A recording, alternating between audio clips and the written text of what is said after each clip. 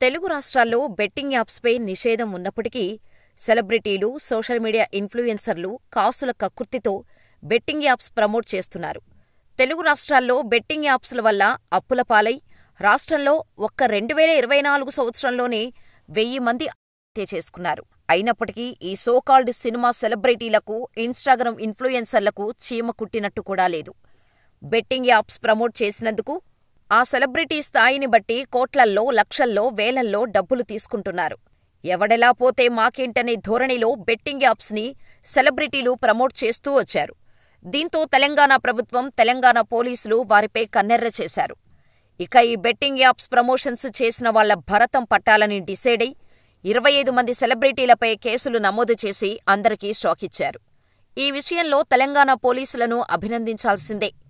మేం సెలబ్రిటీలం, ఏం చేసినా చెల్లుతుంది, ఈ సమాజంలో మేం చేసిందే కరెక్ట్, మేమే సుప్రీం స్టార్స్ అని గాలిలో మేడలు కట్టి ఇంద్రభవనాల్లో తిరిగే సినీ సెలబ్రిటీలను, సోషల్ మీడియా సోకాల్డ్ తోపు స్టార్స్ని ఒక్కసారిగా నేలమీదకు తీసుకొచ్చారు.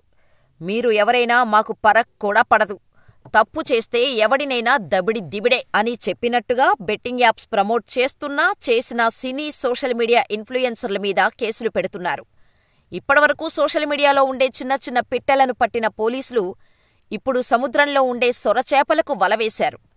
ఈ క్రమంలో బెట్టింగ్, గ్యాంబ్లింగ్ యాక్ట్స్ కింద సినీ నటులు రానా దగ్గుపాటి, ప్రకాష్ రాజ్, విజయ్ దేవరకొండ, మంచులక్ష్మి, ప్రణీత, నిధి అగర్వాల్, అనన్య నాగళ్లపై కేసులు నమోదు చేశారు.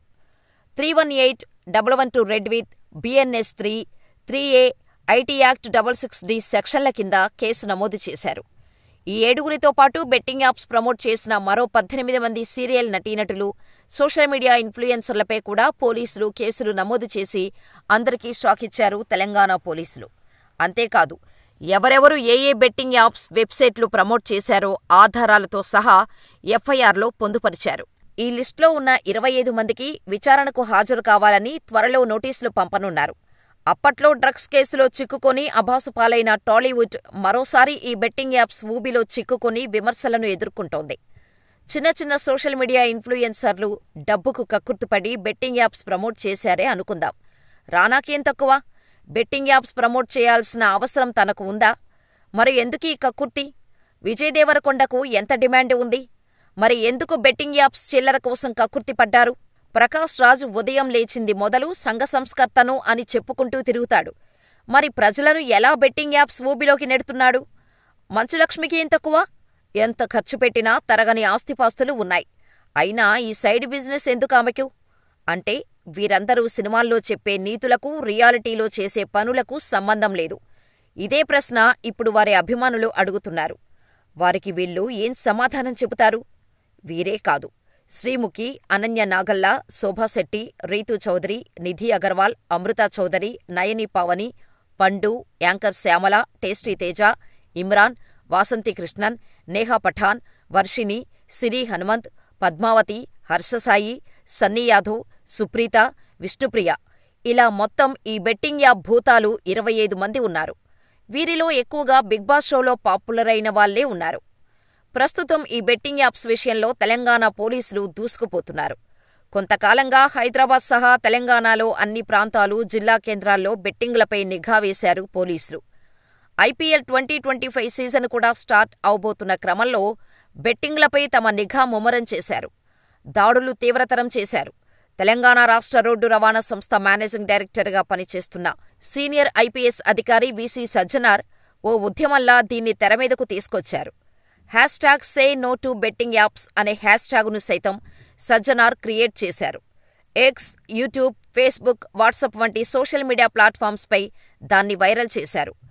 జీవితాలను కబళించే ఆన్లైన్ గేమ్స్ జోలికి వెళ్లొద్దంటూ ఎప్పటికప్పుడు సోషల్ మీడియా యూజర్లను ఆయన అప్రమత్తం చేస్తూనే వస్తున్నారు. ఆకర్షణీయమైన వెల్కమ్ ఆఫర్లు, ఫ్రీ రివార్డ్స్ పేరిట వలవేసి సర్వం దోచేస్తారంటూ ప్రజల్లో అవగాహన కల్పిస్తున్నారు సజ్జనార్.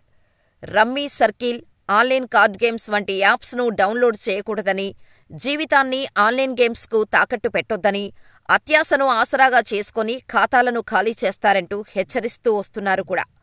ఈ బెట్టింగ్ యాప్స్ కనిపిస్తే సోషల్ మీడియా సెలబ్రిటీలు వణికిపోతున్నారంటే ఇంకో వ్యక్తి కూడా మూల కారణం. నా అన్వేష్. బెట్టింగ్ యాప్స్ని ప్రమోట్ చేసిన ఒక్కో యూట్యూబర్పై వీడియోలు చేస్తూ పోలీసులకు ఆధారాలు సైతం అందిస్తూ హీరో అయ్యాడు అన్వేష్. నిజానికి ఈ బెట్టింగ్ యాప్స్ ప్లేస్టోర్లో దొరకవు. కానీ వాటిని ఎలా, ఎక్కడ్నించి డౌన్లోడ్ చేసుకోవాలో ఇన్ఫ్లుయెన్సర్లు చెబుతున్నారు. అందుకే ప్రభుత్వం బ్యాన్ చేసినా ప్రయోజనం లేకుండా పోతుంది. బ్యాన్ పెట్టేసి బెట్టింగ్ యాప్స్కి అడ్డుకట్ట వేయలేం. సో పోలీసులు, ప్రభుత్వాలు వీటికి అడ్డుకట్ట వేయటానికి సరికొత్త దారులు వెతుక్కోవాలి. ఏ సెలబ్రిటీ అయినా సరే బెట్టింగ్ యాప్ ప్రమోట్ చేసినట్టు తెలిస్తే వెంటనే యాక్షన్ తీసుకోవాలి. అప్పుడే ఈ బెట్టింగ్ యాప్స్ని అడ్డుకోవచ్చు. అయితే ఈ బెట్టింగ్ యాప్స్పై పోలీసులు తీసుకుంటున్న చర్యలపై ప్రజలు హర్షం వ్యక్తం చేస్తున్నారు. ఎదురుగా బెట్టింగ్ చేస్తేనే మోసం చేస్తారు. అటువంటిది టెక్నికల్గా అన్నీ వారి చేతుల్లో ఉంటే మోసం చేయకుండా ఉంటారా? తెలంగాణ పోలీసులు చేస్తుంది 100% కరెక్ట్. బెట్టింగ్ అనేది 100% మోసం. మొదట కొంతమందికి కాస్తంత డబ్బులు వచ్చేలా చేసినా ఆ తర్వాత ఉన్నదంతా ఊడ్చేస్తారు. బెట్టి చేసిన వాడి ఇల్లు, ఒళ్ళు గుల్ల చేస్తారు. ఈజీ మనీ కోసం కక్కుర్తిపడితే చివరకు ఆత్మహత్య తప్ప మరో మార్గం లేదన్నట్టు చేస్తారు. ఇలా మరణించిన వారు ఎందరో ఉన్నారు. అయితే బెట్టింగ్ యాప్స్ను లోకల్ సెలబ్రిటీల నుంచి సినీ సెలబ్రిటీల వరకు ప్రమోట్ చేస్తున్నారంటే ఖచ్చితంగా ఈ వ్యవహారంలో కింగ్ పిన్స్ ఉన్నారు.